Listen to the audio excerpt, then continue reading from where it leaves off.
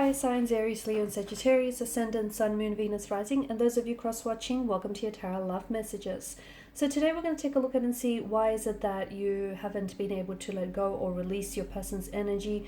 What still makes you, what still keeps you holding on, or what still has you so attached to them. This is going to be a general reading, guys, so please just keep that in mind. If you're after a personal tarot reading with myself, please feel free to reach out and inquire. I will list my email address just below the video. Otherwise, guys, let's go ahead and see, what is it that keeps you holding on? What is it that prevents you from letting go?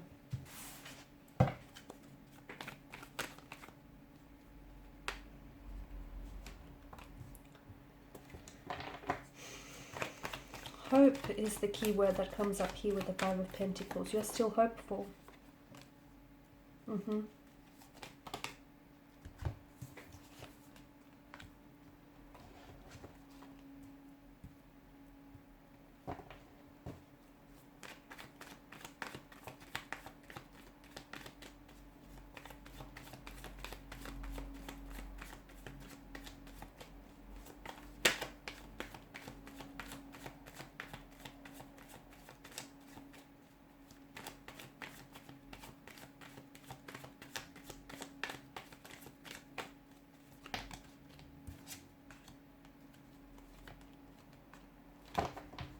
Bottom of the deck, you have the Page of Wands. Okay, you've got 3 out of 4 pages here.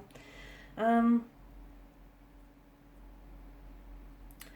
feel like a lot of you are still you're holding on to a sense of hope. And in holding on to hope,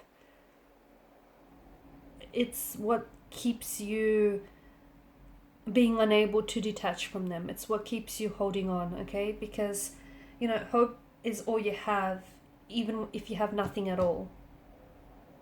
And a lot of you, maybe this is someone whom, you've completely disconnected with this person, the relationship, the connection, he has experienced a breakdown, and you haven't heard from this person. But I feel like you still hold hope. You're still holding out for them coming back into your life.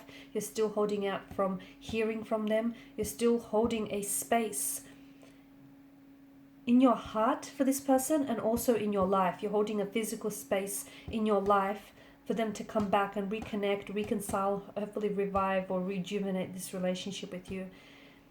You're holding on to this person. You're holding on to them, to their energy here. You're holding on to what you had and even what you could have had.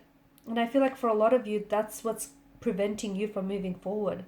It's all the things that the two of you spoke about having one day, the life that you guys have built up in your mind's eye, the visions that you've had for one another and for each, for the future here. It's that, and there may have been visions, but there are also illusions. So you're holding on to the illusion of what could have been, and that's what's keeping you from moving forward. And look, for some of you, there may still be hope. And it's hard, it's going to be a little bit hard to move on from something when there is still hope in the situation, right? And I feel like for a lot of you, that's the very thing that keeps you holding on. Because you're hopeful that one day you guys will reconnect, that everything will just work itself out and it'll fall back into its place, even though the circumstances may look very doom and gloom, but you're still hopeful that everything is going to work itself out. You're also romanticizing this person or the situation.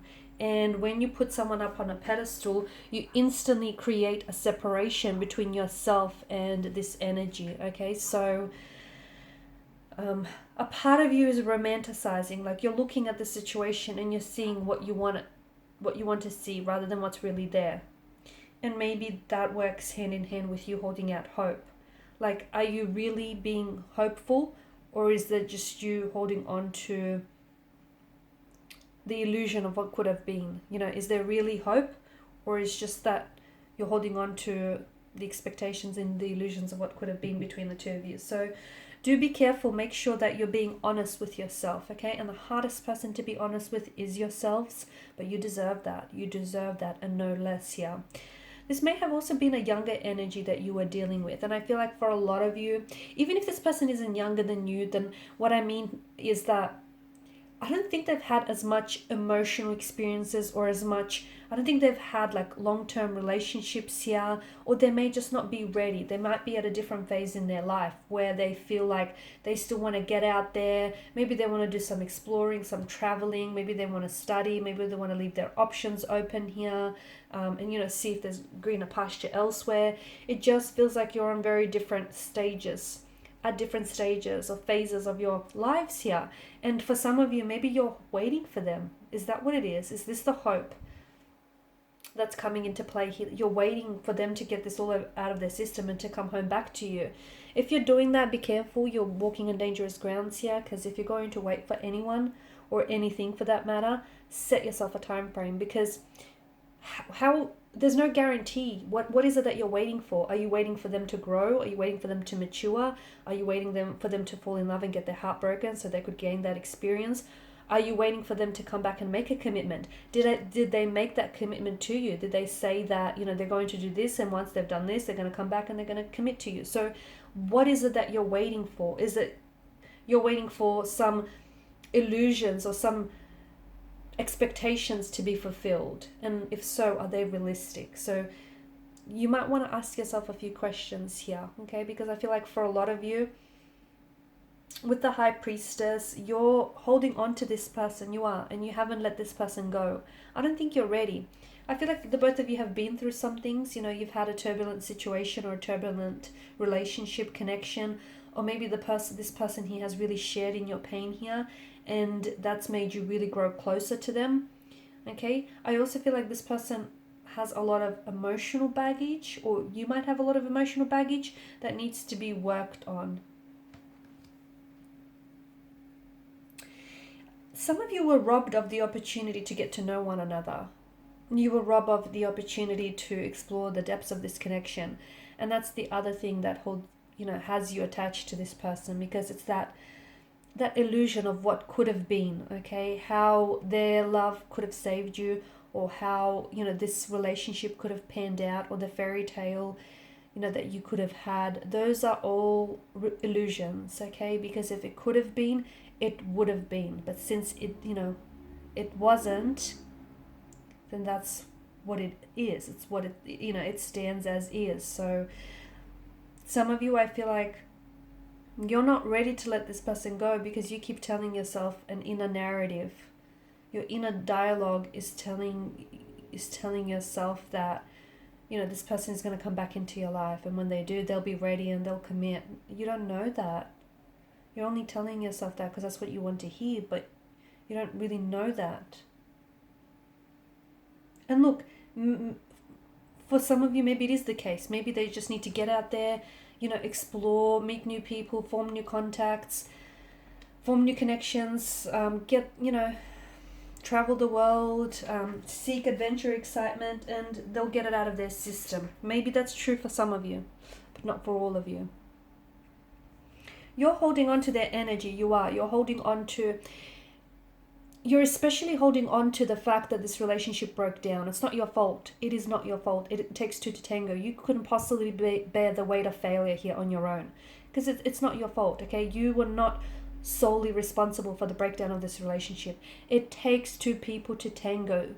So it's great that you're assuming responsibility, but don't assume all of the responsibility, okay? Because you only, you've played your role, but they've played theirs. So you have to forgive yourself. You have to hold them accountable, and you have to be honest with yourself here. You cannot possibly bear... This relationship didn't fail because of something you said or you did, or because of, you not being ready. That's not why it failed. You cannot bear that burden, that weight of failure on your own. It's not fair, and it's not... It takes two people here, okay?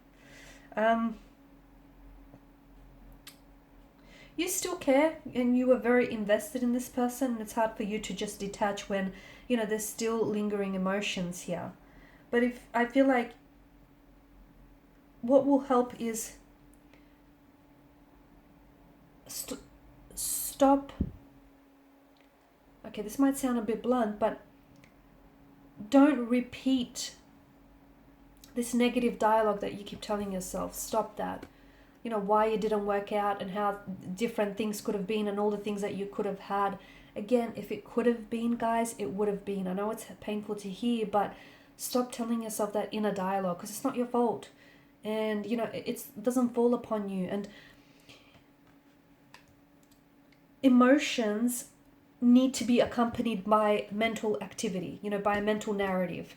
And you keep telling yourself a mental narrative that then feeds your emotions. Once you let go of this mental narrative, you will then be able to release this person and these emotions. Alright guys, and these are your messages. Thank you, as always, for watching, listening. Please show your support by subscribing to the channel, by liking, sharing, or commenting. Bye for now.